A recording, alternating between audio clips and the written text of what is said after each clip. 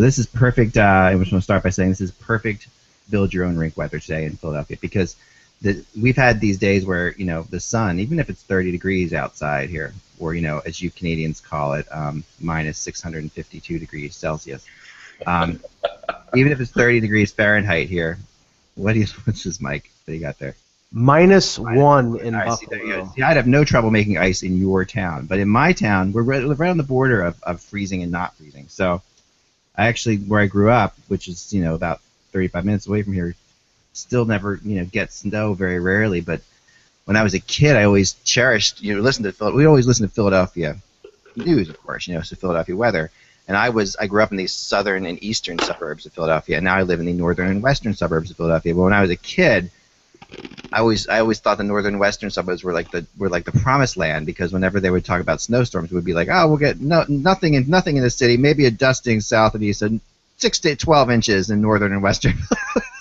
So I live in that area now, which is great. So, but still, it's very, very, the weather's iffy for making ice, and if the sun's beating down on it. So I made a mistake a couple days ago and put a tarp over top of it, and then it rained, and the tarp sunk to the bottom on top of the ice with the rainwater for about a day, and that didn't help the ice very much at all. So that was a bad move. So now I've built a giant shade that could probably, looks like maybe I literally am building the Nina, the Pinto, the Santa Maria in my backyard, because I have this huge shade to go along with my wooden structure, and the shade is now lowered and raised, by myself. It's like 6 2x4s, 3 apiece on each side, each 10 feet tall, so it's 30 feet high. So I can raise the shade and then lean it up against the one side of the rink and shade off the rink, right? I think the next step is that you have to call FEMA. Yeah, something like that. I know, it's pretty scary. And they put a trailer on your property, and then people come and visit the FEMA trailer. Right. Well, the whole thing in my area is you can't have it connected to your house, or else you need all sorts of permits. So this is in no way connected to my house. It's in no way. I haven't seen photos yet of this place. I know. Well, that's because, like I've told you before, if it's worth doing right, it's worth overdoing in the Eklund household. So it's ready to skate on, and it's been skated on, but it's not completely where it's going to be. There are some awesome pimped out things that are happening to it. And as soon as those things are finished, the photos will be out. But it's not photo ready. It's not photo ready. It's playable. Yeah. Well, I can tell you, Ack, that Buffalonians are proud recently with all the Harbor Center things that they've done downtown near the arena, that there's an outdoor skating rink that if and when you ever come to Buffalo in the wintertime, you have to check out, because it's a sight to see. I would love that. I've been to Buffalo many times, especially back when the Sabres were really good, relevant when they were worth going to. When you made your joke about the minus 643 Celsius, it reminded me of one of my all-time favorite baseball writing lines. And as Eklund knows, because he was there for my speech, in a previous life I was a baseball writer. Yeah. And I, for the longest time it appeared I might be going in that direction, and still loved the game. But one of my all-time favorite lines, and it was a silly line, but it just struck me, and I literally laughed aloud before we actually could say, LOL. Was Tom Gage of the Detroit News wrote that Jack Morris had defeated the Toronto Blue Jays for his 20th win of the season. That's 23 wins Canadian. Which, and it just struck me at that morning as I was reading that as just one of the funniest things. I love that. That's awesome. And just one more baseball line. Another one of my favorite leads of all time. And I gotta give you a little bit of background so you'll get this. But Mike Downey, who was a columnist in Detroit for a short period of time and was worked out in Southern California, and actually at one point quit the business to try to write screenplays. A very talented, clever writer. He did a story on Dave Kingman when Kingman was playing for the Oakland A's. Now that's the key. He was playing for the Oakland A's at the time he wrote this column, and he said the first thing you noticed about Dave Kingman is the middle S is missing on his cap. I like that. Yeah. Wow. Yeah. That's one of the. And then you wonder why Dave Kingman is never going to make the Hall of Fame. That's a good line. Yeah. Good line. I like that. That's really good. Wow. All right, let's talk hockey. Let's go. Here we go. Up. It is the 14th of January. Right, looking at it's Wednesday. Okay, here we go. Friday. Not Friday. It's not Friday. No. I really need a haircut. I want it to be, though. Oh, man. Very nice. Here we go. Hi, Hockey World. It's Wednesday, January 14th, 2015. Ah, there you go. It's over. We've done it, and now you've set a new record, too. You've now missed the date by 3 years. Okay, Exactly. so breaking your previous mark of 2 years in writing. So Oh, man. that's excellent, Ack. That's just excellent. Too evil. I'm It's- Michael Lagello. Wednesday, January 15th, 2015. I'm Michael Lagello. I'm Kevin Allen of USA Today Sports, and I know what day it is today. I'm Josh Rimmer. Yes. Yes, you are, Josh. Some things cannot be unheard. We are, and you're watching the Hockey Buzzcast on HockeyBuzz.com today. We got all kinds of things to talk about today. We have the rumor chart on Hockey Buzz is live, so we're gonna do a little previews of a couple players on there. So that'll be kind of fun. And get Kevin's opinions on some of the rumors, some of my rumor chart predictions, and there's plenty of things to talk about. But first and foremost, we got a decision to make in Boston, right, Kev? Yeah, I mean, David Pastrnak has come in and played exceptionally well. He's skilled, he's quick, he's dynamic. He's essentially the offensive spark that the Bruins have been looking for in the trade market. They lost to Jerome McGinley, their top scorer last season, to free agency, and I think they've expected like Louis Eriksson to step up, maybe produce more goals. That somehow the very talented, in my opinion, Bruins team to kind of by committee replace McGinley's goals, but it really hasn't happened. And I think they've thought maybe they could get us another scorer in the trade market, but their cap situation is not favorable, and they've had a hard time accomplishing that. Plus, there just aren't many scorers available. So along comes Pastrnak, and really kind of, with back-to-back 2-goal games, has kind of shown maybe he can do that. Here's the problem. He's only 18 years old. He's light. He needs to be stronger.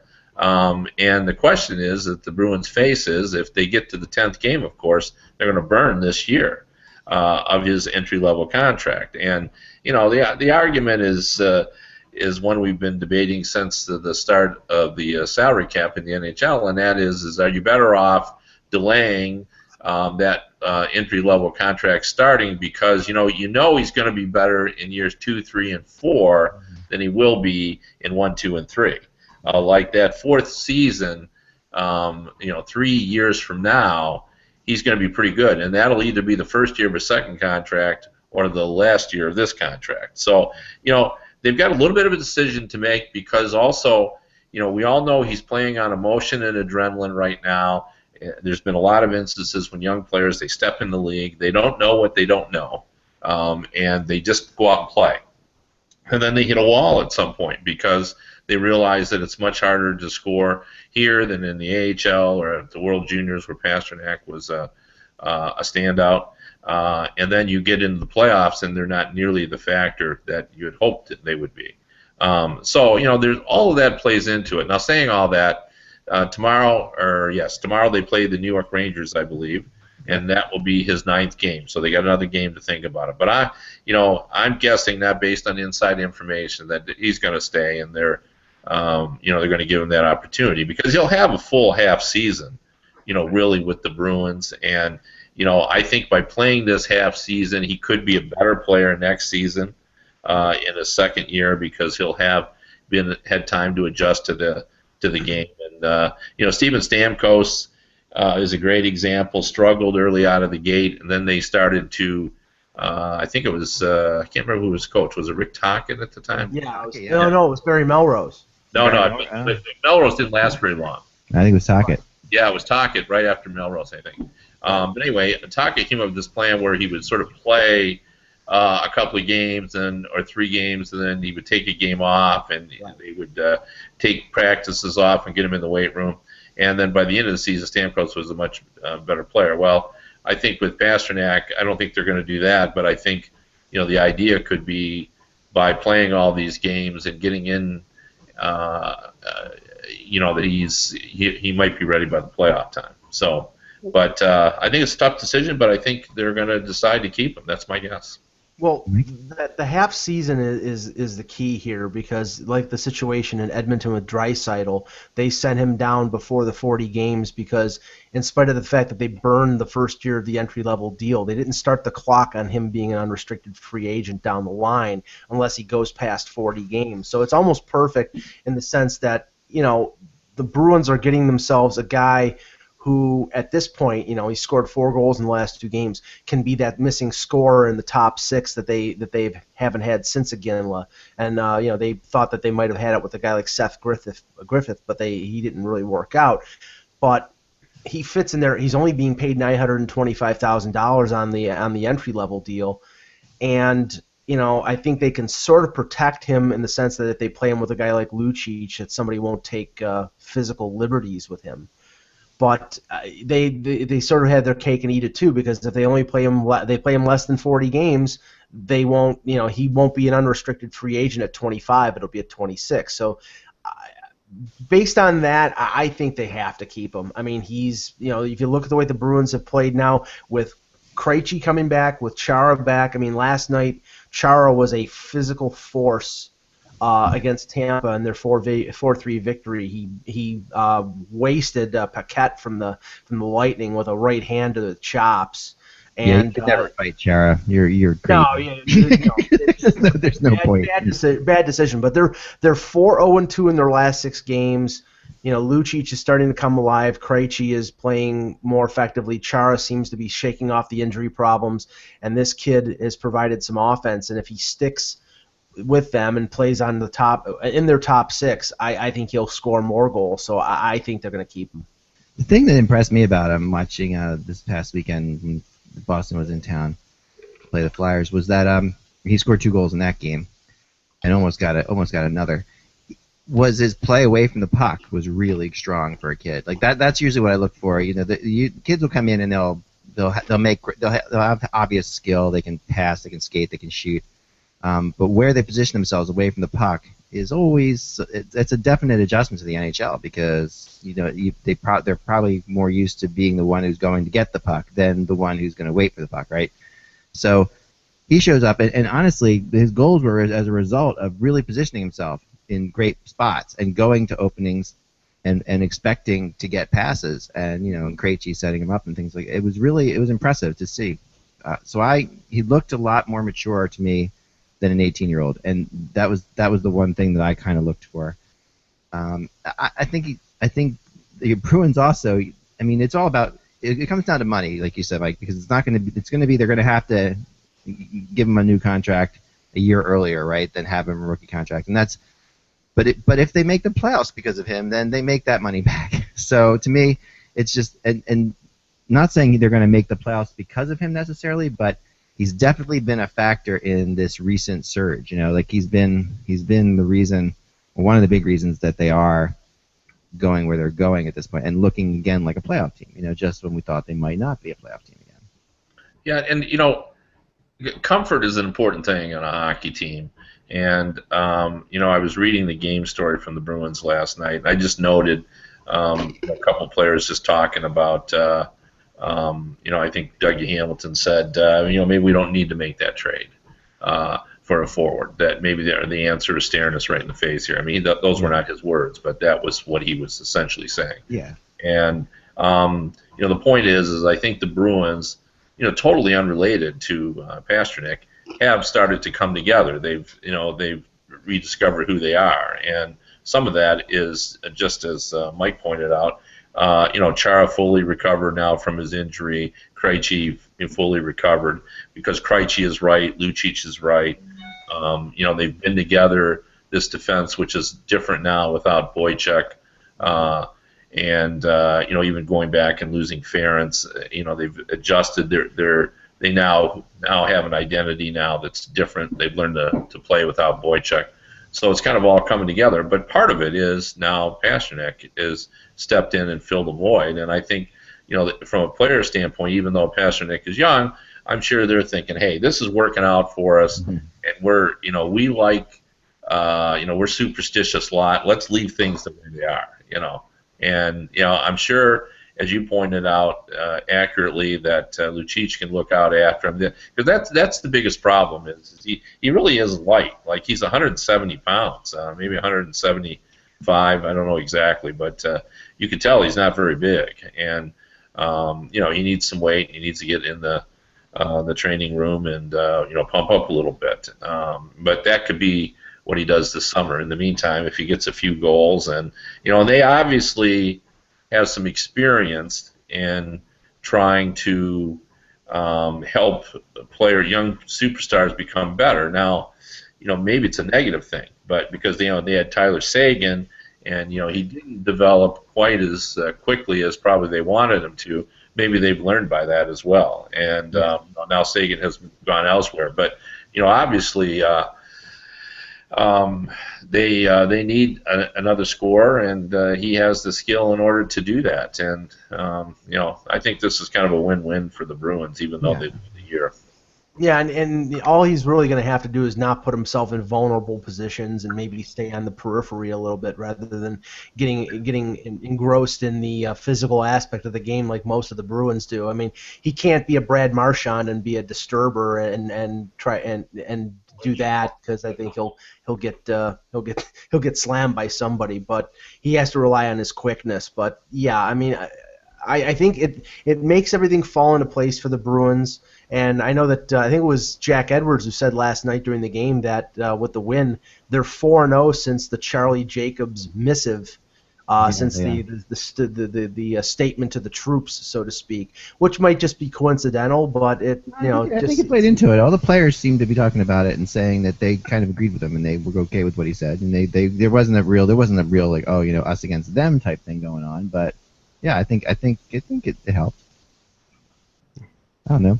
It didn't hurt. It didn't hurt. It didn't hurt, yeah. So we don't often talk about the OHL, but I wanted to get into this because the Plymouth Whalers may be moving to Flint, Michigan, Kevin. Yeah, well, it's there's some disappointed folks in southeastern Michigan here. There were some Plymouth Whalers fans. They had a very small but dedicated group that watched them, and I'm sure they feel trade might be too strong, but I could see them phrasing it like that Carmona sold the team. But everybody knew this was happening. Like, this is not a big surprise. It was well known in the community. Peter Carmanis is in his 70s. I think he's entitled to to divest of some of his properties when he sees fit. And it is going to be in Michigan. That's about a 45-minute to an hour drive from the folks in Plymouth could get there if they were so inclined to do that. But Flint wanted a hockey junior team, and they had looked at the United States Hockey League, and now they've settled on the OHL. So, and it's important because obviously we have another OHL team in Michigan. In Saginaw, Right. So this gives them a natural rivalry. It's an easy drive for the Windsor Spitfires, just over the bridge. It's not far for the London Knights. So having teams in Michigan is attractive for the OHL. And the reason that they need to get the team needed to be sold quickly is the USA Hockey Foundation is buying the CompuWare Arena. So we're going to see the national development team move there, and I think that's going to give that program more visibility. I think they're going to have a fan base because they compete in the United States Hockey League, but where they were located before with the Cube, it wasn't really conducive to building a fan base. There was not creature comforts for the fans. It wasn't like a regular. It was more like a youth hockey arena than a place to watch a junior team. I think now CompuWare is a nice arena. It feels like you're going to a real game there, and they have 2 sheets of ice there for practice. I think what we're going to see is more tournaments now in Michigan. We'll see, we could see junior exhibitions here. We could see the Four Nations, type tournaments here as well. So, and they'll all be in CompuWare Arena. But you'll see the U.S. national development team now take on a greater expanded spotlight because they'll have the big CompuWare Arena as their home base. That's good. I didn't realize that. I did not realize that. Well, then it kind of is a win-win in some ways. I mean, obviously the Plymouth fans. You always feel bad for a fan base when a team leaves because there's people who are if they're in your town, that's become part of your life. So, but 45 minutes is not the worst thing, I guess. So, and and the U.S. development program is impressive. So that's a great thing. Now, the game of the night last night, we talked about going in, was probably the Rangers Islanders, and it did turn out to be a good game. I watched a lot of it. Low scoring, and the Islanders come out with the 3-0 win. But the moment of the night was this. Okay, this to me epitomizes the entire Rangers Islanders season. This is the Boychuk hit on Rick Nash, and this was very one of those like metaphoric, symbolic type moments of the Islanders Rangers in Madison Square Garden. The Islanders been beaten up for a while, and there Boychuk comes up and just stands up a guy who we've been saying could be an MVP in the league, right? In Rick Nash. So yeah, this is Boychuk is going to be a very valuable player this summer. That's all I can say. I read your article, Kevin, on the most qualified or the best potential UFAs. You had him at number one. I tend to agree with you. It's hard to imagine. Well, I mean, just such a dramatic impact he's had on the Islanders, and this play really is symbolic of kind of the new Islanders. Like, who would have done that in the past? Right. And he's such an effective player. Like, it's one thing for a guy to do this who's just a third line forward or a third pairing defenseman, but this is being done by your best all around defenseman, and it's a statement. And I think, and I said going in, and I still believe this. The Rangers are still the best team because we base whether a team is good or not on how they perform in the playoffs. So right now, because we know what the Rangers can do in the playoffs, they made it to the final last year, we don't know anything about the Islanders. So I still say you have to say that the Rangers are the better team now over the Islanders just until we get to the playoffs, and then let's see what happens. Okay? Yeah. And you know what? If the Islanders end up, then we'll say that the Islanders are a better team. But just because they're ahead of them in the division right now, there's recent history still sides with the Rangers on that one. Oh yeah. I mean, the Islanders haven't been there for a while, and the one thing I'll say. Go ahead, Mike. Sorry. I thought the moment that you were going to show, Ack, was when Nash and Broussard hit the same post twice within like 3 seconds. It was sort of like a moment that sort of illustrated what happened last night in that game. The Rangers. Yeah, there you go. The thing was, the thing I was struck by, and I've watched the Islanders play a few games, was the aggressiveness and the size advantage. I mean, you just showed that hit there, but guys like Brock Nelson and Anders Lee, big forwards, and Nikolai Kulemin's not exactly a shrimp either, but the Islanders are playing with a lot of ferocity physically. The Rangers are not a big club, even though they added some big players like Kevin Hayes is a larger kid, but they're not a big club. Nash is one of their bigger players, and I think the Islanders took advantage of that size advantage, and it really showed last night. And they got a good performance out of Halak. I'll tell you, Ryan Strome in a couple years. Not to say he's going to be as good as John Tavares, but boy, that kid has got a pair of mitts on him. He has got major league skill, and he's just a very impressive player. That was a great draft pick by the Islanders. That's for sure. Yeah, the Islanders have a bunch of players like that. I mean, not to that level maybe, but they have they really are a surprising team to watch, and they're much bigger than they've been, and that is definitely the thing you notice right away. The Islanders haven't been, especially on defense, haven't had this kind of size. And it just what occurred to me in watching this last night. How easy it was to get Boychuk out of Boston, really, in reality. I mean, thinking back on it, what they give up for Boychuk again, it wasn't a whole lot. A couple second-round picks. Right. Well, I mean, it was a perfect storm. The Bruins had the cap problems, and the Islanders had $12 million in cap room. I mean, they were able to get him and Leddy Right. Right, I know, and that was incredible. I mean, but there are definitely teams that should have found space for Boychuk and offered more than this because there's lots of teams. Here's one of the issues too.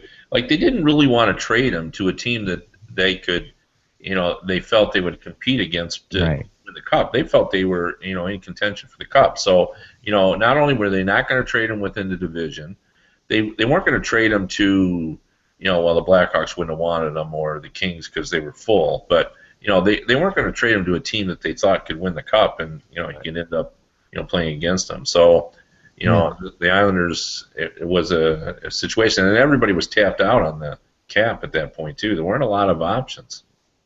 It was interesting because I mean we've seen before. Every year you see 4 or 5 players that come up, and then Josh has something first. But every year we see 3 or 4 players come up. They're going to probably have to move this player. Like Mike Richards is one I think of now, right? Like Mike Richards, he's going on right now. They're going to have to move this player. They're going to have to move that player, and often it doesn't happen. Often that player is not moved. They have to move that player, and he's not moved. And this was the instance where everybody was saying, well, they probably have to move Boychuk, but no one really thought they would. Everybody thought they'd find a way to do it without moving him, and they didn't. And I think that caught everybody by surprise as well, that they couldn't actually make it work. It felt like that, at least at the time. And now when you see how valuable he was to not only his loss to Boston, but his addition to the Island, I mean, this is the best thing that ever happened to Boychuk. I mean, as far as personally. Well, it's a classic example of the old axiom that you sometimes don't know the value of a player until he's gone. Yeah, Right? yeah. No, that's exactly right. And for his career, I'm sure he was upset when he got traded because he has roots in Boston and everything like that. But like you said, Kevin, I mean, now he's top of the list for UFAs. I mean, this has been a great thing for him. I mean, he was upset. He was probably upset, but I mean, in terms of his pocketbook, this was probably the best thing. I mean, he's essentially the #1 defenseman on the Islanders right now. He's getting power play. He's getting power play, like first power play time with that team, as opposed to what he was getting with the Bruins, which was probably second power play behind Chara and Dougie Hamilton. He's gonna get over $5 million a year in free agency, and I don't think there was any way he would have gotten that much. I think he's going to get closer to 7. Mike, are you coming around to my thinking now? You remember the debate we had over this? Yes. I know, that was pretty funny. Yeah, that we talked exactly about this thing, and I thought, given the opportunity, because he had a huge shot. He's always had a huge shot. Yeah. But I think, in Boston, he never really got the offensive opportunity that he certainly has with the Islanders. And I agree completely with what Mike's saying. Who's his agent? We know who his agent is. Whose agent? Me. I'm his agent. Yeah. I don't know who his agent is off the top of my head, but because I'm thinking to myself now, you think about this whole thing and you say, okay, if you're Boychuk's agent and you're looking for money, yeah, you're going to get the Islanders are going to offer him a lot of money to try to keep him there. They always do offer people a lot of money to keep them there, and they have a tough time. But this is the first time the Islanders are actually legitimately good, so maybe they get to keep him there. And if you're Boychuk, this is probably the best situation for you in the NHL to play. See, I mean, the Islanders are well positioned here, Ak, because I believe Wisnowski is a UFA at the end of this year. He's in his mid-30s. They can essentially give Boychuk his money. And if they want to pay him $5.5, $6 million a year, they can offer more than anybody else because they have the cap room. They can offer that 8th year too, if they want to. I mean, yeah, that's the other thing. And I think they will. I think they will offer him that 8th year. And Wisnowski I believe is 38. So even beyond the mid-30s. Yeah. And this really is, and the move I think is really big. The fact that they're going to Brooklyn, and it's as I've said continuously, it's not quite Manhattan, but it's you're moving closer. It's not on the island. It feels like a new beginning for the Islanders, and I believe that they'll be able to attract more and recruit more free agents playing in Brooklyn than they could on the island. And just even in that, even though it's not built for hockey, and I've heard all the complaints about it, but it'll be a quaint place to play. It should be packed, I'm guessing, and I think because of that, it's going to feel like fun to play in Brooklyn. And strangely enough, Kevin, I think one particular group that might be attracted to playing in Brooklyn, and you already seen it with the Grabovski and Kuhlman going there, is our Russian-born NHL players because of the Russian community in Brooklyn. I mean, and I'm just making a complete guess here. No, you're right. I don't even believe Kovalchuk is attached to the Devils if he wants to come back to the NHL. But the combination of cap room and location, I wouldn't doubt that if Kovalchuk comes back to the NHL, that the Islanders would be one of the teams that would be high on his list. Yeah, I agree. I also heard a little rumor this morning about Jágr possibly going there. So that in a trade, that this feels odd for Lou to make that move, but at the same time, I could see where Gar Snow would want Jágr on that team. Just because they have so many young players with so little experience in the playoffs, Jágr would bring something to the and he's very good at mentoring players. But what do you have, Josh? Yeah, well, I wanted to bring up the Toronto Maple Leafs are playing the Anaheim Ducks tonight, and we've had the discussion on here before about big-name players coming to Toronto. Mike's brought up Stamkos with that whole little thing that came up a couple months ago. But how about this? Corey Perry, speaking with the LA Times this morning in practice, admitted that before he signed his 8-year, $69 million deal back in 2013, the extension, big extension, he contemplated not signing and signing with the Toronto Maple Leafs. He said, it would have been nice to go home and play in front of family and friends every night, but on the other side of things, you have to think about your life and how you want to live it. And Perry obviously is a native of London, Ontario. Yeah, that's a big other side of things there. Yeah. Exactly. There's so much to read into that last sentence. There's so many things, so many places you can go.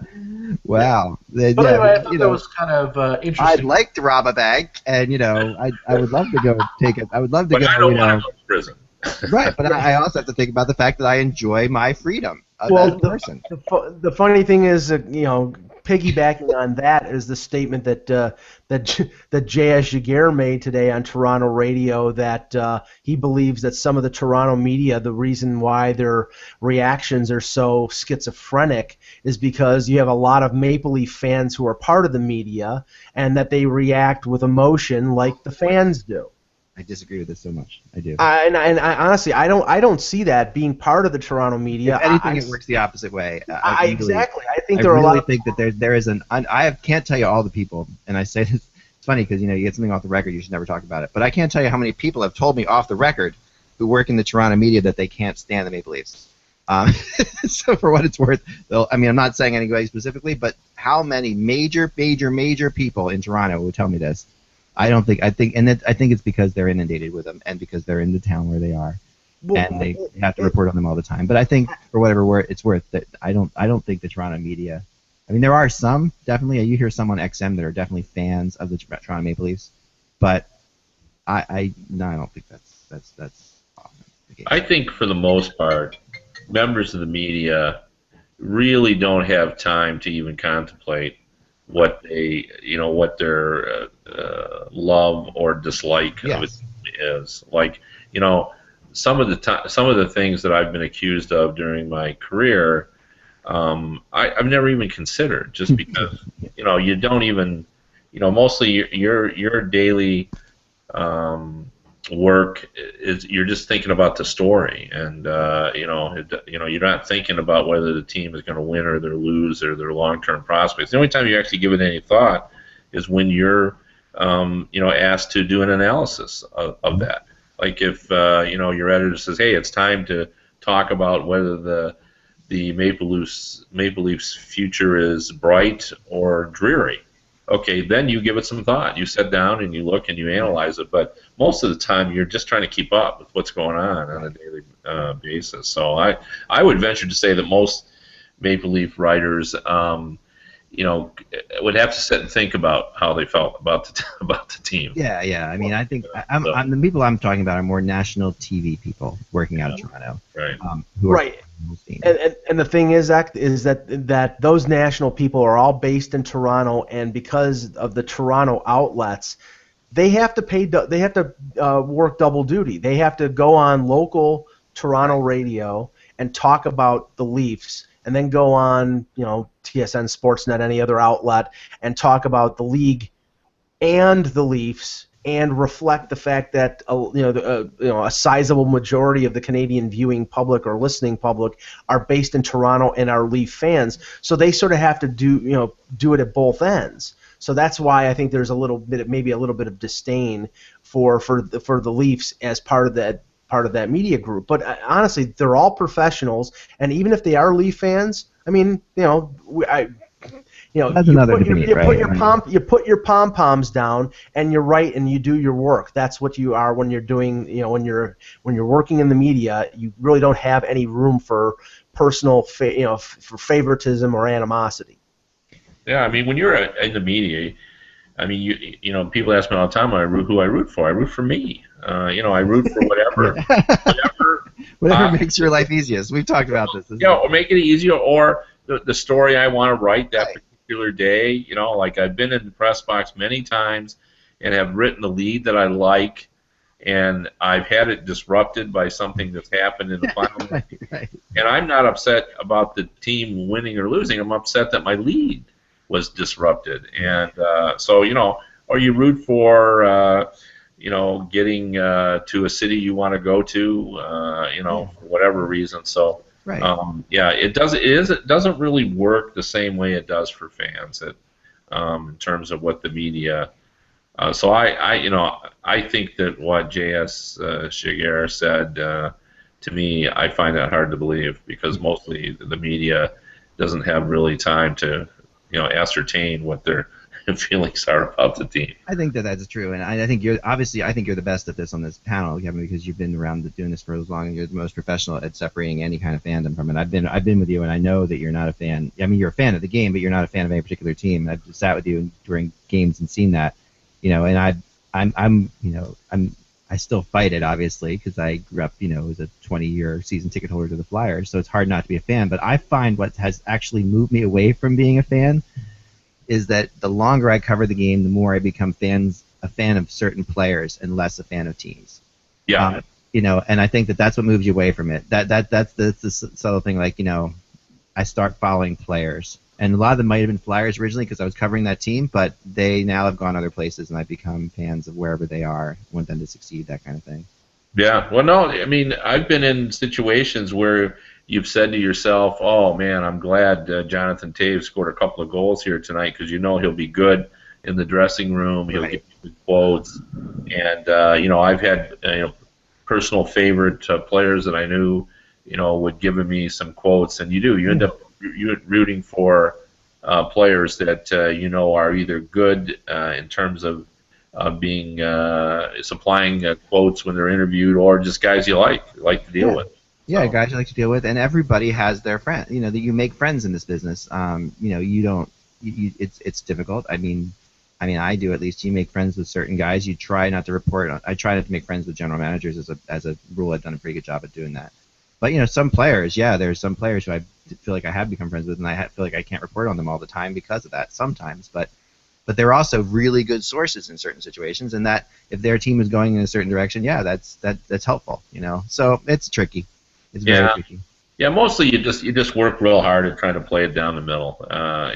That's how I've always viewed it. I've tried to make sure, and the way most reporters do it on the national level is, the winning team gets the angle. You're playing for the win, but in the media you're playing for the angle.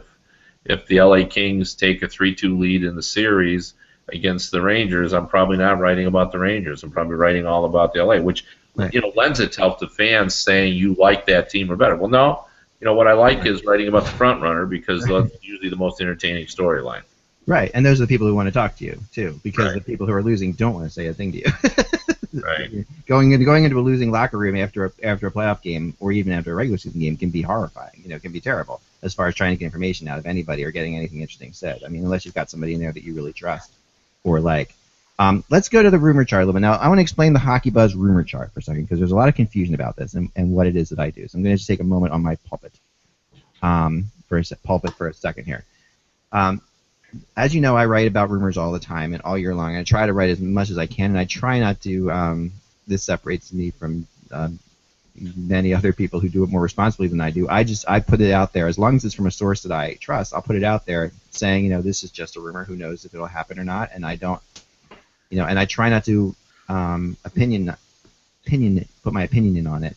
I just it's often, the story that always comes back to me about this whole thing was Gar Snow getting hired as the Islanders general manager, and the day that happened was kind of a weird day because there was a lot of different speculations of what was going to happen on the island, and I got a call about half hour before that went down from a friend of mine who said Gar Snow is going to be the next general manager on the island, and I was just that seemed so atrocious to me, so completely impossible to me that for the first time one of the first times, I just didn't even write it. I said, I can't write that. I can't write that the backup goalie is going to be the general manager tomorrow.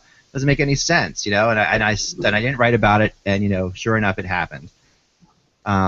So to me, what I've decided to do, especially since that day, is put rumors out there. Just these are the rumors. This is what I'm hearing. It may not happen. They might not make sense. There may be no way in the world this could ever work out for a cap, but this is what I'm hearing. And I long ago tried to separate logic from it because this is something I've had this debate with Lyle Richardson Spector often about logic and rumors, because rumors are only logical if anything in life is only logical if you know every aspect to it.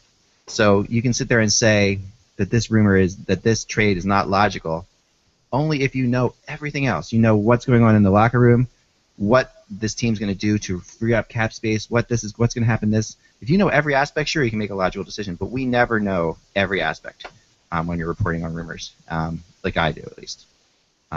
So I put them out there. The rumor chart is a different world. The rumor chart is really my speculation on where these guys are going to go based on these conversations. And that's just my opinion. It does change based on who I talk to, but it is really my opinion.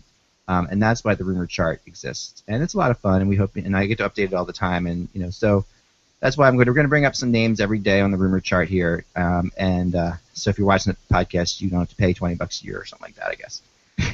So, because the rumor chart's one of the few things on our site that you get for being a season ticket holder, right? You get that. You get advertising. You get advertising free on the website too, which is kind of cool. So, and plus you get to support us, and I really appreciate that more than anything else. People who subscribe to Hockey Buzz, I think, just do it because they're supporting us, not for this rumor chart. But anyway, that being said, there's my little pulpit. I apologize. It has to be said because it always gets confusing. So, using to share a time from Kevin. That being said, which will be the name of Kevin's autobiography. That being said, here we're gonna go to 3 names today. Here. So these are 3 of the names there's 40 names on the rumor chart here, and I wanted to show you guys 3 of them first to start with today. We'll probably do like 3 a day like this, and as they change, different players change. So the top one, Keith Yandle, and this has been, a name that we've talked about a lot, and, at this point I still have him at 40% staying in Phoenix. I've always been of the mindset that despite his name comes up in rumors that they don't really want to trade him, but I've talked to people that they entertain it, and some people are saying, well, he's finally ready to maybe make that move this year. Maybe he is, and that's why 40% is still more likely that they'll trade him than won't trade him, but I still have him as the favorite of ending up and staying in Phoenix in my mind. That's, and then I have Colorado and LA are the 2 teams that I've heard with the most interest in him. So right now I have them both at 30%. Thoughts on this one, Kev?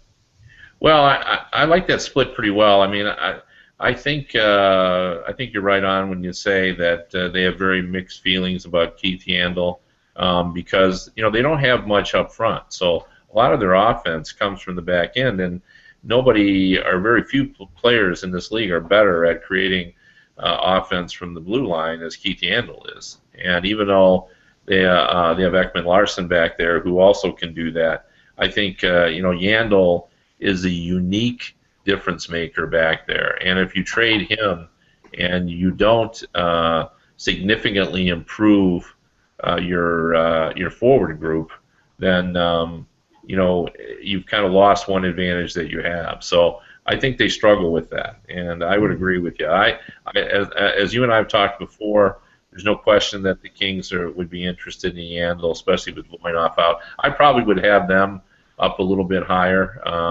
because they know everything, they know all the warts and what's right about that. And I would think that there are maybe the Avalanche would be maybe 20%, and then the field would fill out the rest. So Yeah. 10%, because I think there are a lot of teams that would be interested in Yandle. There definitely will be. You're right. And I mean, what I've heard is the Ryan O'Reilly free Yandle trade straight up, which is why I've had the Colorado so high. And the reason that's why I put Colorado so high is because I honestly do think that trade makes sense for both teams. And it just sounds like one of those trades that could make sense. Mike, you have a thought for this?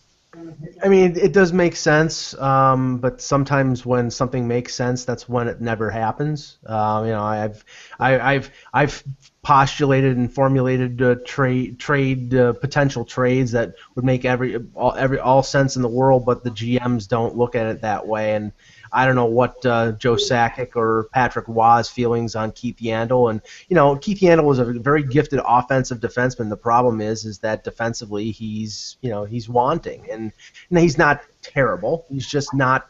I would not say he's basically an average or slightly below average defensive defenseman. But what you're getting for him is a top end offensive defenseman who would probably be a point man on your power play.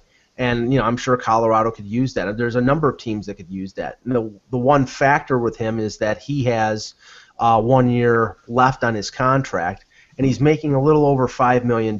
So teams that are going to be acquiring him, have to consider the fact that he's not a rent-a-player, and they're going to have to pay a significant price to get him, and we'll have to have the cap room to be able to pay him for more than 1 year. That's where Colorado sort of works, but I think it works for a number of teams. I think Pittsburgh, with Ole Mata being out for the year, they might have the cap room with all the injuries that they have, right. That they would be interested in Yandle as well. So they would be part of the field. Yeah. And the next name, because we're running out of time, I want to go through this, and we'll give a little more time for this tomorrow. Justin Williams, we've talked about quite a bit, and the whole idea of the Penguins, which doesn't look as likely right now because of what's happened with Ole Mata.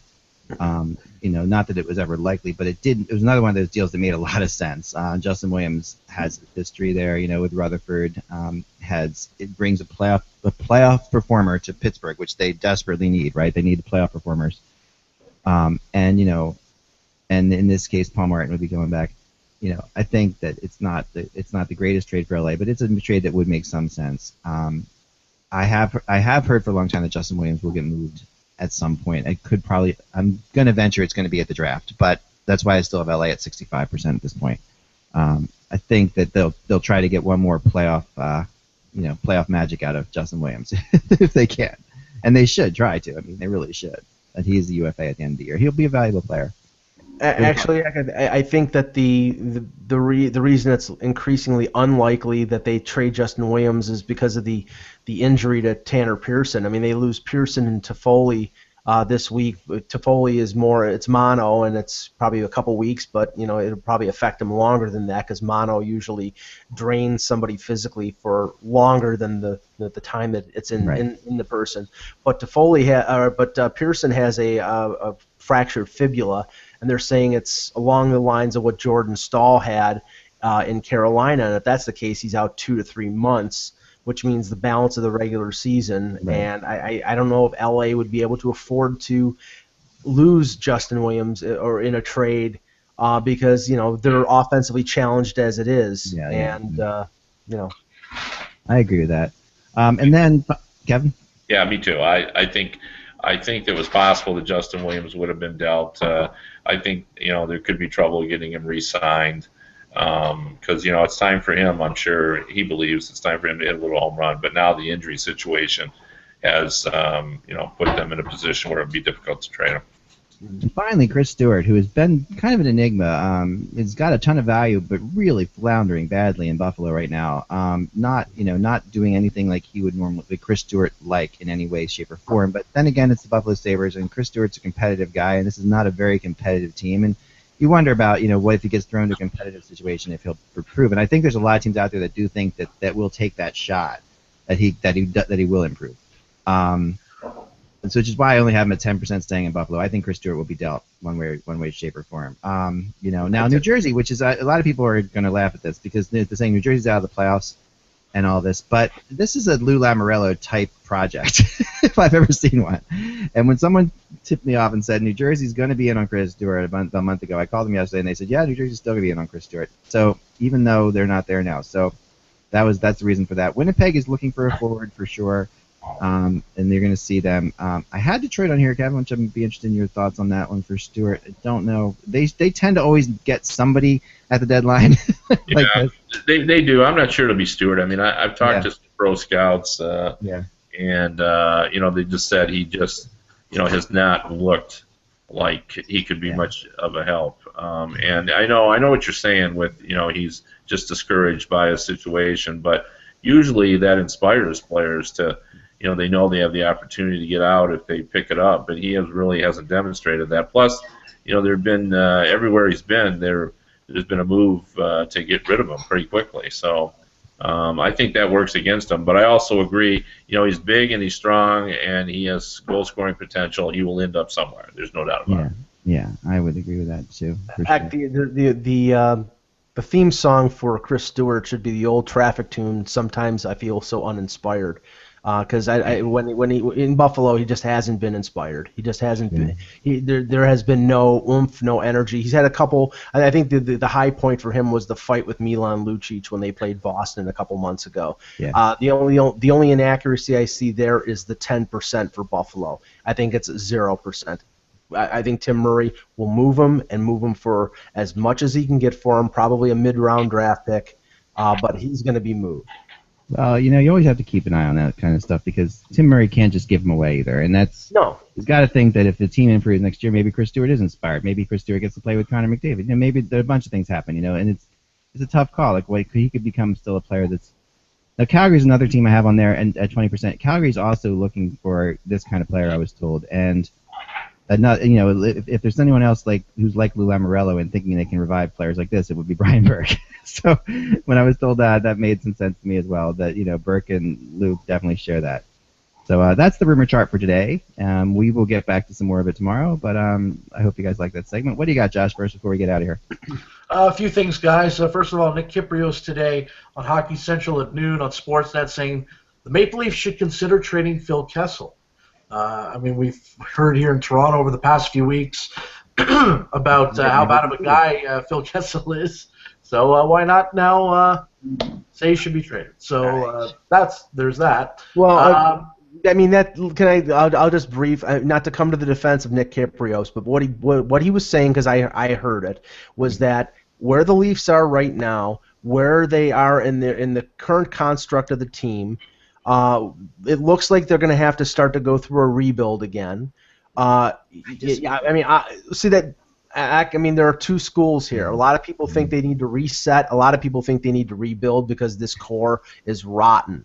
And I'm just saying what Kypreos is saying. He was saying that, Kessel is a great offensive performer, but he's a complimentary guy. And if you can make a deal where you can get core players back for him, then that's a deal that the Leafs should make. Where he goes wrong is saying that they should deal him in a deal to get Max Domi, which Max Domi's a 19-year-old undersized guy who had a great World Junior, and there's no guarantee he's going to be anything more than a second, third line guy in the NHL. You can't trade a top 10 NHL scorer for the risk of an undersized yet talented kid like Max Domi. They have to get core players for Kessel if they're going to trade him.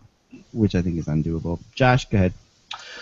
Yes, other stuff to talk about. The dangerous hit last night, Ryan Suter on Downey. Downey saying today that he feels okay, he expects to play Friday, and he appreciated Suter's apology via Sidney Crosby. Back to the Maple Leafs. Farmhand Brad Ross suspended 20 games for substance abuse violation, the second member of the Leafs organization to be suspended for PEDs. Back to the Penguins. The Penguins today plucking Mark Arbello off waivers from the Nashville Predators. Injury-wise, the only thing I've seen today is the status of Derek Stepan, who is day-to-day with a upper body injury but will be on the road trip AV says unlikely he plays tomorrow. So he's still a little ways away from coming back. And the last bit of news I have for you guys, today the NHL announcing the captains for the All-Star Game. Nick Foligno of the Columbus Blue Jackets and Jonathan Toews of the Chicago Blackhawks have been named team captains for the 2015 All-Star Weekend in Columbus. The NHL All-Star teams are now designated as Team Foligno and Team Toews. In addition, Drew Doughty of the LA Kings and Patrick Kane of the Blackhawks have been named assistant captains of Team Foligno, while Ryan Getzlaf of the Ducks and Rick Nash of the Rangers have been named assistant captains of Team Toews. So, NHL Team Toews, not on the same team. They did a good thing here, the way they did this. I thought this was good. I like this. I mean, I like the fact that you get Foligno, who's obviously good. You need to have the home team needs to root for somebody, right? So Team Foligno is going to be who their home team's going to root for, and they need to root against somebody. There's nothing better than rooting against the Blackhawk, like Jonathan Toews if you're in Columbus, because this team was in the Central not too long ago. So yeah, this is a big rivalry. Interesting that they put Kane and Toews on different teams, though. Yeah, I thought about that too, but I guess I don't know. It's kind of it is kind of good. There's so many Blackhawks, you got to break them up. Yeah, that's true. That is the issue. Too many Blackhawks. Well, before we leave today, the one thing I wanted to show you guys, which I really liked, this was sent to me by a reader. This is the goal of the year. New Jersey Freeholders. It's like this is a men's league goal, okay? But this is a hell of a goal. So you got to watch this. This is Julian Kislin to Max Halverson on this goal, and this is the men's league in Freehold County, I guess you call it. But this is this kid. This is Julian Kislin. Nice move there. Beats this guy. Slips the pass through. Come on. Let's talk about it. I think it was a high school team, though, Eck. I think that's what Sportsnet tweeted out. Oh, high school team? I was told it was a men's league. The Leafs defense are wearing different jerseys.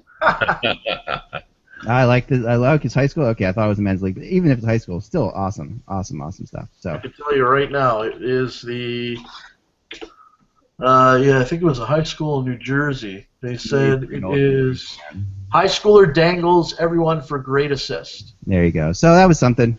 If you have a goal that you've scored in your life and wanted to see it played on the HockeyBuzzCast, please send it to HockeyBuzz. I got one. Do you want mine? Yeah, send yours, Josh, at some point. You got it on video? Not the one we discussed before we went live. I have me stopping Dustin Leeds in the shootout to end a charity tournament. That was an amazing moment for me. So that was we played in a press charity tournament, and I stacked in the back and stopped Dustin Leeds on a breakaway. So Dustin will always forever. That's my Twitter picture. If you look at it, you'll see it in the background. Anyway, that's all for today, guys. Without the buzz, it's just hockey. We will talk to you tomorrow. Thank you.